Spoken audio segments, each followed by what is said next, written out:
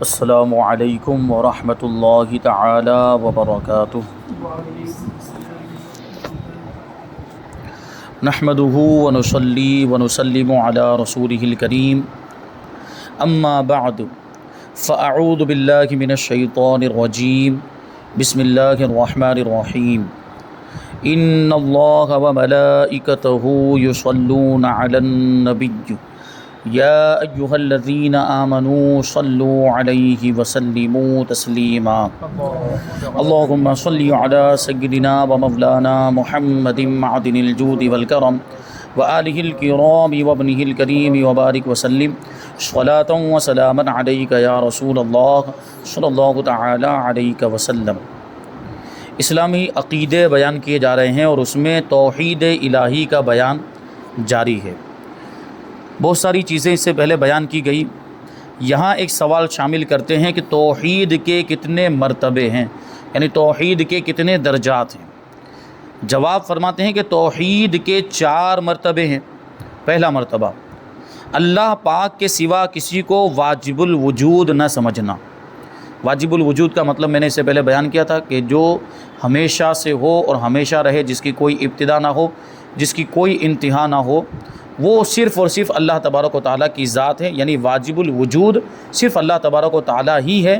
یہ توحید کا پہلا درجہ اور پہلا مرتبہ ہے، یعنی اللہ تبارک و تعالیٰ کو واجب الوجود سمجھنا اور اس کے سوا کسی کو بھی واجب الوجود نہ سمجھنا۔ دوسرا درجہ کہ تمام روحانی اور مادی عالم کا خالق سوائے اللہ پاک کے کسی کو نہ جاننا۔ روحانی مطلب روح سے جس کا تعلق ہو اس کو روحانی کہا جائے گا۔ تو روحانی عالم بھی اللہ تبارک و تعالیٰ نے پیدا کیا اور مادی عالم بھی، یعنی یہ مٹیریلسٹک جو عالم ہے، مادی اس کو کہیں گے، مٹیریل سے جو بھی چیزیں بنی ہوئی ہیں، تو یہ ساری مخلوقات ہو، جس کا جسم و جسامت ہو، اس کو یہ مخلوقات جتنی بھی ہیں، جسم والی مخلوقات، ان سب کو مادی مخلوقات، اور یہ پورا جو عالم ہے اس کو مادی عالم کہا جاتا ہے۔ تو روحانی عالم کو بھی اللہ تعالیٰ نے پیدا کیا جس کا روح سے تعلق ہے، اور مادی عالم کو بھی اللہ تبارک و تعالیٰ نے پیدا کیا۔ اور یہ عقیدہ رکھنا چاہیے کہ روحانی عالم ہو یا مادی عالم ہو، ان کا پیدا کرنے والا اللہ کے سوا کوئی نہیں، اللہ کے سوا کسی کو ان کا خالق نہ سمجھنا۔ یہ دوسرا درجہ ہو گیا توحید کا۔ تیسرا درجہ ہے کہ آسمان اور زمین اور ان کے درمیان کی چیزوں میں تمام تدبیر و تصرف کو اللہ کریم ہی کے ذات کے ساتھ مخصوص سمجھنا، یعنی آسمان و زمین اور ان کے درمیان جو کچھ بھی ہوتا ہے، یہ جو کچھ بھی تبدیلیاں، جو کچھ بھی رد و بدل اور جو کچھ بھی یہ نظام چل رہا ہے، یہ سارا سسٹم جو چل رہا ہے، یہ اس کا چلانے والا اللہ تبارک و تعالیٰ ہی کو سمجھنا۔ اللہ تبارک و تعالیٰ ہی یہ ساری تدبیریں فرماتا ہے، یہ سارے تصرفات اللہ تعالیٰ ہی کرتا ہے۔ یہ ہو گیا توحید کا تیسرا درجہ۔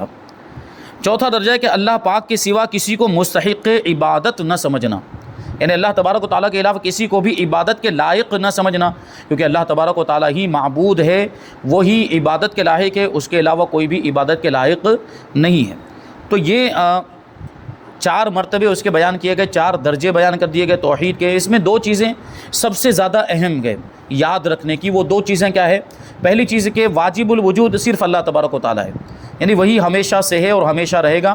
اور دوسری چیز، اللہ کے سوا کسی کو بھی عبادت کے لائق نہ سمجھنا، کیونکہ ان دونوں چیزوں میں اگر گڑبڑ ہو گئی، یعنی کسی اور کو اگر واجب الوجود مان لیا تو بھی شرک ہو جائے گا، یا کسی اور کو عبادت کا مستحق سمجھ لیا تب بھی شرک ہو جائے گا۔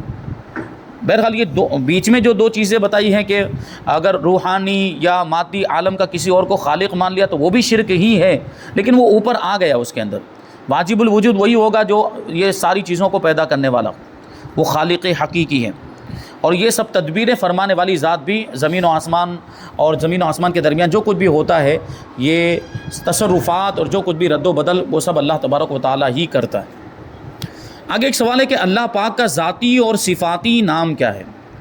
سب سے پہلے تو ذاتی نام اور صفاتی نام کو سمجھنے کی ضرورت ہے۔ جیسے ہمارے آپ کے جو نام ہوتے ہیں وہ عام طور پر ان کو ذاتی نام کہا جائے گا، یعنی ذاتی نام کا مطلب ہوتا ہے کہ ہماری پہچان کے لیے جو ہمارا نام رکھ دیا گیا، اب اس کا جو معنی اور مطلب ہے وہ ہماری ذات کے اندر پایا جاتا ہو یا نہ پایا جاتا ہو، اس سے کوئی مطلب نہیں۔ جیسے آپ کا نام ہے عظیم، عظیم کا مطلب ہوتا ہے عظمت والا، لیکن یہ آپ کا نام ہے ذاتی۔ اب یہ صفت آپ کے اندر پائی جاتی ہے تو اچھی بات ہے، لیکن اگر نہیں بھی پائی جاتی پھر بھی آپ کا یہ نام رہے گا، آپ کی پہچان۔ لیکن صفتی نام کا مطلب یہ ہوتا ہے کہ آپ کے اندر کوئی خوبی پائی جاتی ہے، کوئی صفت پائی جاتی ہے، اس صفت کو دیکھ کر آپ کا کوئی نام رکھ دیا جائے۔ جیسے ہمارے آپ کے بزرگ عالم دین ہوتے ہیں تو ان کا ذاتی نام کچھ اور ہوتا ہے، لیکن ان کو عالم بھی کہا جاتا ہے۔ کیوں؟ کیونکہ ان کے پاس علم کی صفت ہے، یعنی انہوں نے علم حاصل کیا تو اب ان کے اندر ایک خوبی آ گئی، تو اس لیے اب ان کو عالم کہا جانے لگ گیا۔ یہ بات ہوئی۔ ہمارے آپ کے بھائی بہت سارے لوگ جو نماز پڑھتے ہیں ان کو نمازی تو کہا جائے گا، لیکن امام کس کو کہا جائے گا؟ جو نماز پڑھائے گا، یعنی امامت کرنے کی صفت جس کے اندر ہے اس کو امام کہیں گے۔ تو یہ سب صفاتی نام، ایسی بہت ساری چیزیں آپ لے سکتے ہیں۔ جیسے نمازی جو میں نے کہا ابھی، یہ بھی ایک صفتی نام ہے۔ اگر جو نماز پڑھ رہا ہے وہ نمازی کو ہم نمازی کہیں تو نمازی کہنا، یہ نمازی بھی ایک نام ہے، لیکن یہ صفتی نام ہے کہ اس کی ایک خوبی اس سے ظاہر ہو رہی ہے۔ اسی طرح کوئی لکھنا جانتا ہے اور لکھتا ہے تو اس کو کاتب کہیں گے عربی کے اندر، یعنی لکھنے والا۔ ایسی بہت ساری صفتیں ہو سکتی ہیں اور ہر صفت کے اعتبار سے الگ الگ نام ہو سکتا ہے۔ تو ذاتی نام ایک ہی ہوگا، لیکن صفاتی نام ایک سے زیادہ بہت بھی ہو سکتی ہے، جتنی خوبیاں اتنے زیادہ نام ہوں گے۔ تو ذاتی اللہ پاک کا ذاتی نام کون سا ہے اور صفاتی نام؟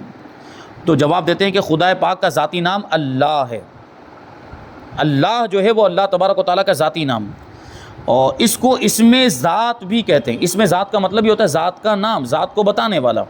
اللہ جب بولتے ہیں تو ہمیں وہی واجب الوجود، مستحق عبادت، معبود حقیقی کی ذات کا تصور ذہن میں آتا ہے اللہ جب ہم بولتے ہیں۔ اور لفظ اللہ کے سوا اور نام جو اس کی کسی صفت کو ظاہر کریں، یعنی اللہ تبارک و تعالیٰ کی کوئی خوبی بتائیں، اللہ تبارک و تعالیٰ کا کوئی کمال بتائے تو اسے صفاتی نام کہیں گے یا اسماء صفات کہیں گے۔ جیسے رحمان ہے کہ اللہ تبارک و تعالیٰ کی رحمت والی جو صفت ہے اس کو یہ بتاتا ہے۔ اسی طرح رحیم ہے، غفار ہے، ستار ہے، رؤوف ہے، جبار ہے، قہار، یہ سارے نام اللہ تبارک و تعالیٰ کے صفاتی نام ہیں کہ یہ اللہ تعالیٰ کی صفت کو بیان کرتے ہیں۔ ٹھیک، تو اللہ تبارک و تعالیٰ کا جو نام ہے اللہ، یہ تمام یوں اگر آپ یہ اللہ بول دیں تو ساری صفات کے ساتھ ہمارے ذہن میں اللہ تبارک و تعالیٰ کی ذات کا تصور آتا ہے، یعنی گویا کہ یہ صرف ایک ہی نام جو ذاتی نام ہے لیکن یہ ساری صفات کو جامع ہے، ساری صفات اس کے اندر پائی جاتی ہیں۔ آگے سوال ہے کہ رب کریم کے کتنے نام ہیں؟ جواب، اس کے نام تو بے شمار ہیں، اور حدیث شریف میں ہے کہ اللہ کریم کے 99 نام جس کسی نے یاد کر لیے وہ جنتی ہوا۔ جس کسی نے 99 نام، وہ عام طور پر قرآن شریف کا نسخہ ہم دیکھتے ہیں تو اس میں شروع میں جب ہم وہ دفتی کو کھولتے ہیں تو اس کے پیچھے کی سائڈ میں وہ نام لکھے رہتے ہیں اللہ تبارک و تعالیٰ کے 99 نام۔ تو یہ 99 نام قرآن مجید کے اندر آئے ہیں اور حدیثوں کے اندر آئے، تو یہ 99 نام جو یاد جو کر لے تو اللہ کے رسول صلی اللہ علیہ وسلم نے اس کو جنت کی بشارت عطا فرمائی، وہ جنتی ہو جائے۔ ویسے تو بہت بے شمار نام ہے، لیکن 1000 ناموں کا تذکرہ ملتا ہے۔ 1000 ناموں میں سے 3000 نام، 1000 ناموں میں سے 300 نام توریت کے اندر تھے، 300 نام انجیل کے اندر تھے، 300 نام زبور کے اندر تھے، اور 99 نام جو ہے وہ قرآن مجید کے اندر ہے۔ 99 نام قرآن مجید کے اندر، تو اب کتنا بچا؟ کتنے نام بچ گئے؟ ایک نام بچا۔ 300 توریت میں، 300 انجیل میں، 300 زبور کے اندر، 99 قرآن مجید کے اندر، تو ایک نام بچا۔ ایک نام کے بارے میں بتاتے ہیں کہ وہ اللہ اور اس کے رسول کے علاوہ کوئی نہیں جانتا۔ تو یہ نام بڑے برکت والے ہیں، اور ان ناموں کے ساتھ اللہ تبارک و تعالیٰ کو پکارا جائے تو اللہ تبارک و تعالیٰ نعمتیں عطا فرماتا ہے، اللہ تبارک و تعالیٰ انعام کی بارشیں فرماتا ہے۔ سوال، ان ناموں کے علاوہ اور نام خدا کے لیے بولے جا سکتے ہیں یا نہیں؟ بہت اہم سوال ہے۔ جو نام قرآن میں آئے، جو نام حدیث میں آئے، وہ نام بولنے چاہیے، یہ حکم ہے، کیونکہ اللہ تبارک و تعالیٰ کے جتنے بھی اسما ہیں، جتنے بھی نام ہیں، وہ سب توقیفی ہیں۔ توقیفی کا مطلب یہ کیا ہے کہ وہ نام جو قرآن میں بتائے گئے یا وہ نام جو حدیث میں آئے، ان ناموں کو توقیفی کہتے ہیں، یعنی انہی ناموں کی واقفیت ہمیں حاصل ہے، انہی ناموں کے بارے میں ہمیں معلومات علم ہے کہ یہ اللہ تعالیٰ کے نام ہے قرآن میں آنے کی وجہ سے اور حدیث میں آنے کی وجہ سے۔ تو ان کے علاوہ دوسرے ناموں سے اللہ تعالیٰ کو پکار سکتے کہ نہیں پکار سکتے؟ جیسے ہماری مادری زبان میں، اردو زبان میں، فارسی زبان میں یا انگریزی زبان میں کسی اور لفظ کے ذریعے سے اللہ تبارک و تعالیٰ کو پکارنا، یا کوئی اور نام یہ کسی دوسری زبان کا اللہ تعالیٰ کے لیے مخصوص کر لینا، کیا یہ نام اللہ تعالیٰ کے لیے بولے جا سکتے ہیں دوسرے کوئی نام؟ تو جواب دیتے ہیں کہ اللہ کریم کے لیے ایسا نام مقرر کرنا جو قرآن و حدیث میں نہ آیا ہو جائز نہیں ہے۔ اللہ کو انہی ناموں کے ساتھ پکارا جا سکتا ہے جو قرآن میں آئے یا حدیث میں آئے۔ جیسے کہ خدا کو سخی یا رفیق کہنا، یہ سخاوت کرنے والا، یا رفیق کا مطلب ہوتا ہے ساتھی، یہ نام اللہ تبارک و تعالیٰ کے لیے آئے نہیں ہیں۔ یہ الگ بات ہے کہ اللہ تبارک و تعالیٰ جواد ہے، اللہ تبارک و تعالیٰ بخشنے والا، اللہ تبارک و تعالیٰ مہربان، اللہ تبارک و تعالیٰ بہت زیادہ عطا فرمانے والا ہے، لیکن اللہ تبارک و تعالیٰ کی طرف سخاوت کی نسبت نہیں کر سکتے کیونکہ یہ نام قرآن و حدیث کے اندر نہیں آیا۔ اسی طرح رفیق کی بھی نسبت نہیں کر سکتے۔ اسی طرح دوسری قوموں میں جو اس کے نام مقرر ہیں اور خراب معنی رکھتے ہیں، یہ بھی اس کے لیے مقرر کرنا ناجائز ہے۔ جیسے خدا کو رام یا پرماتما کہنا یہ جائز نہیں، اور بھگوان کہنا تو ہرگز جائز نہیں، بھگوان تو حرام ہے۔ کہ ہر وہ لفظ جس کے مختلف معنی نکلتے ہو اور ان میں سے ایک معنی اگر ایسا ہو جو اللہ کی شان کے لائق نہ ہو تو اس لفظ کو اللہ کی بارگاہ میں استعمال نہیں کر سکتے۔ تو اسی طرح دوسری زبان میں جیسے انگریزی میں گاڈ بولا جاتا ہے، اللہ تبارک و تعالیٰ کو گاڈ بھی نہیں بول سکتے، پرمیشور، پرماتما، یہ سب الفاظ بھی اللہ تعالیٰ کے لیے استعمال نہیں کر سکتے۔ ہاں ایک لفظ ہے انگلش کے اندر اگر ہم بولنا چاہتے ہوں تو وہ لفظ ہے لارڈ، LORD، اگر بولنا چاہتے ہیں تو یہ بول سکتے ہیں۔ اس کا مطلب ہوتا ہے پالنے والا، جو رب کا معنی تو وہی اس کا معنی ہوتا ہے۔ جیسے کہ ہم فارسی میں پروردگار کہہ دیتے ہیں، پروردگار کا مطلب بھی ہوتا ہے پالنے والا، اور اسی طریقے سے فارسی میں خدا کہہ دیا جاتا ہے۔ خدا جو ہے وہ واجب الوجود کو کہا جاتا ہے، یہ واجب الوجود کا مطلب ہو جاتا ہے۔ تو اسی طریقے سے یہ جو کسی ایسے نام کا ترجمہ بنتا ہو جو قرآن میں آیا یا حدیث میں آیا، اگرچہ وہ دوسری زبان کا لفظ ہے لیکن وہ ترجمہ معنی ہے، اس کا مطلب ہے جو قرآن میں آیا ہے یا جو حدیث میں آیا، تو وہ بولنا جائز ہوگا۔ لیکن کوئی دوسرا ہی لفظ ہے اور اس کا معنی بھی کچھ اور ہی ہے تو وہ اللہ تبارک و تعالیٰ کی شان میں استعمال نہیں کر سکتے۔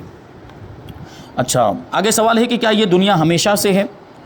جواب نہیں، کیونکہ یہاں کی ہر چیز کے لیے ایک عمر ہے، یعنی ایک مدت ہے۔ پہلے وہ پیدا ہوتی ہے اور جب تک اس کی عمر ہے وہ باقی رہتی ہے، پھر فنا ہو جاتی ہے۔ ساری مخلوقات کا یہی عالم، اللہ تعالیٰ کے علاوہ جتنی بھی چیزیں ہیں ان سب کو عالم کہا جاتا ہے، اور عالم یہ حادث ہے، پورا عالم، اور عالم کی ساری چیزیں یعنی ساری مخلوقات یہ سب حادث ہیں، اور حادث کا مطلب ہی یہ ہوتا ہے کہ پہلے نہیں تھی، بعد میں وجود میں آئی، ایک وقت ایسا آئے گا کہ یہ ختم ہو جائے گی، یہ ساری چیزیں ختم۔ جیسے انسان کا ہی معاملہ آپ لے لیں کہ انسان پہلے کچھ بھی نہیں ہوتا، پھر پیدا ہوتا ہے، پھر ایک اس کی عمر ہوتی ہے، وہ عمر گزارنے کے بعد وہ فنا ہو جاتا ہے، ختم ہو جاتا ہے، اس کو موت آ جاتی ہے۔ دوسری مخلوقات کے اندر بھی یہ چیزیں آپ دیکھیں گے، ساری مخلوقات کا یہی معاملہ ہے۔ اگر آپ کے ذہن میں یہ سوال ہو رہا ہے کہ بلند و بالا پہاڑ تو یہ تو کتنے ہزاروں سالوں سے قائم ہوں گے اور ابھی اور کتنے ہزاروں سالوں تک یہ باقی رہیں گے، بلند و بالا پہاڑ، یہ پتھروں کے مضبوط پہاڑ، تو ان کے تعلق سے ہمارے ذہن میں یہ بات آ سکتی، لیکن ان کی بھی تو کوئی نہ کوئی ابتدا ہے، یہ بھی تو کبھی نہ کبھی وجود میں آئے، پہلے ان کا وجود نہیں تھا۔ پہلے تو آپ ابھی اور دیکھیں کہ پوری دنیا تھی ہی نہیں، کچھ بھی نہیں تھا، اللہ کے سوا کچھ بھی نہیں تھا، پھر دنیا بنی، اور جب دنیا بھی بنی تو پہلے تو پانی ہی پانی تھا، یہاں پر یہ زمین تو تھی ہی نہیں، یہ جو جس کو ہم لینڈ کہہ سکیں انگلش میں، یہ تھا ہی نہیں کچھ بھی، یہ تو بعد میں بنی، تو پہاڑ بھی بعد میں بنے، اس کا مطلب یہ ہوا۔ یہ تو ایک مثال کے ذریعے سمجھانے کی کوشش کر رہا ہوں کہ پہاڑ کے بارے میں ذہن میں یہ بات آ سکتی ہے کہ یہ تو بہت پرانا اور بہت آگے تک ابھی یہ رہے گا، لیکن اس کی بھی تو کوئی نہ کوئی ابتدا ہوگی، اس سے پہلے یہ موجود نہیں تھا، اس کو موجود کیا گیا، پہاڑ کو بنایا گیا، اللہ تبارک و تعالیٰ نے پہاڑوں کو بنایا، اور ابھی پہاڑ موجود ہے، ہو سکتا ہے ہزاروں سال تک ابھی اور باقی رہیں، لیکن ایک وقت ایسا آئے گا کہ یہ پہاڑ بھی فنا ہو جائیں گے، بلکہ پوری دنیا ہی فنا ہو جائے گی۔ تو اللہ کے سوا جتنی بھی چیزیں ہیں وہ سب حادث ہیں، یعنی فنا ہو جانے والی ہیں، اور ہمیشہ سے نہیں ہیں، نہ ہی ہمیشہ رہنے والی ہیں، کبھی نہ کبھی ان کو زوال آنا ہے، اور یہ سب چیزیں فنا ہونے والی ہیں۔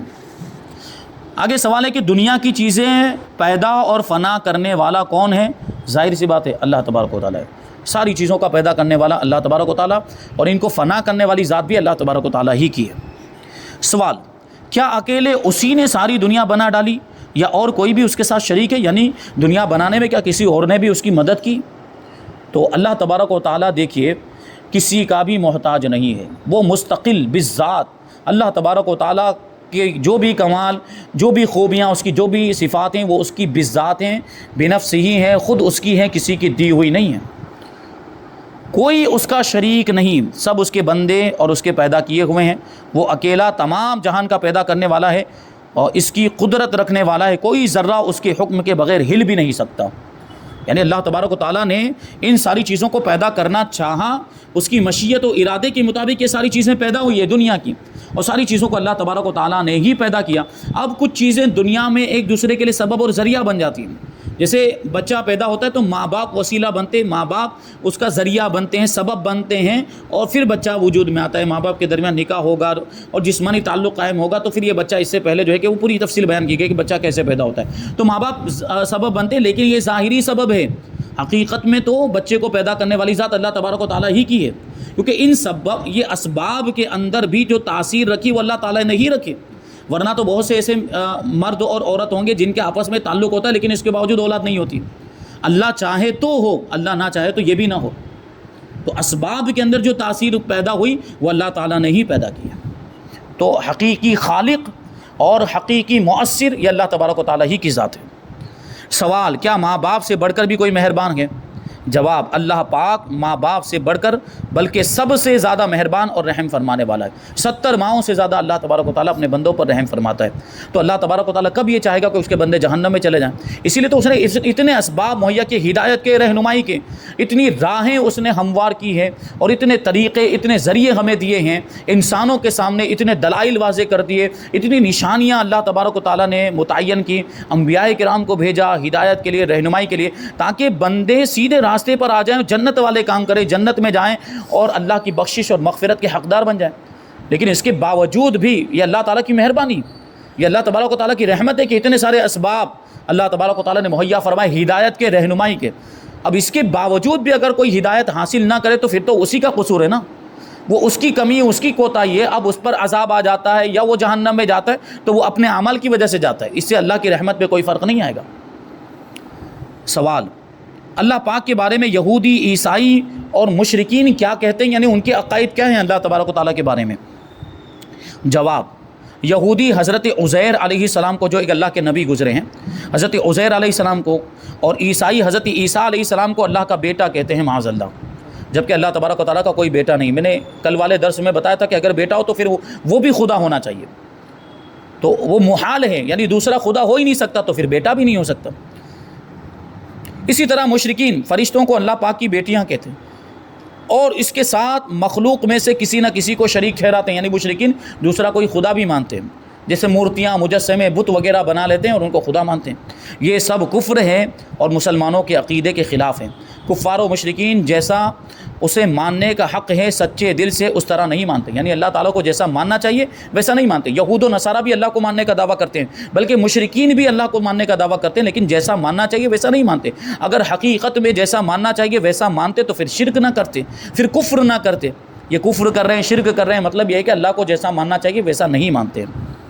کفریہ و شرکیہ اقوال و افعال میں مبتلا رہتے ہیں، برے عقیدے رکھتے ہیں، اور ہاں، نبی کریم صلی اللہ علیہ وسلم کی نبوت کا بھی انکار کرتے ہیں۔ یہود و نصارہ، مشرکین اللہ تبارک و تعالیٰ کو ماننے کے لیے یہ بھی لازم ہے کہ اس کے حبیب کو بھی مانیں، کیونکہ نبی پاک صلی اللہ علیہ وسلم کو کس نے نبی بنا کر بھیجا؟ حضور پاک صلی اللہ علیہ وسلم کو یہ منصب اللہ تبارک و تعالیٰ نے ہی تو عطا فرمایا۔ خاتم النبیین آپ کو اللہ تعالیٰ نے ہی بنایا، آخری نبی آپ کو اللہ تعالیٰ نے ہی بنایا، اور آپ کی اطاعت کا حکم بھی اللہ تبارک و تعالیٰ نے ہی دیا، آپ کو ماننے کا حکم بھی اللہ تبارک و تعالیٰ نے دیا۔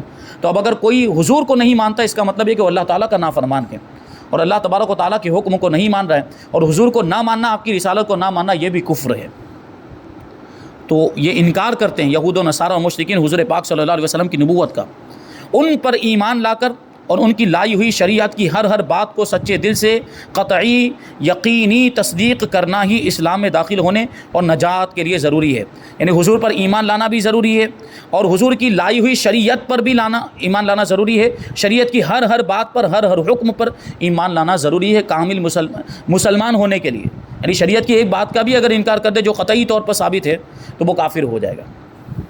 اور یہ سب چیزیں اسلام میں داخل ہونے اور نجات کے لیے ضروری ہے، اور یہ لوگ اس سے انکار کر دیتے ہیں، یعنی حضور پاک صلی اللہ علیہ وسلم کی شریعت کا ہی انکار کر دیتے ہیں، یا تو پھر حضور پاک صلی اللہ علیہ وسلم کی نبوت کا انکار کر دیتے ہیں، یا حضور کی رسالت کا انکار کر دیتے ہیں، تو اس کی وجہ سے وہ کافر ہیں۔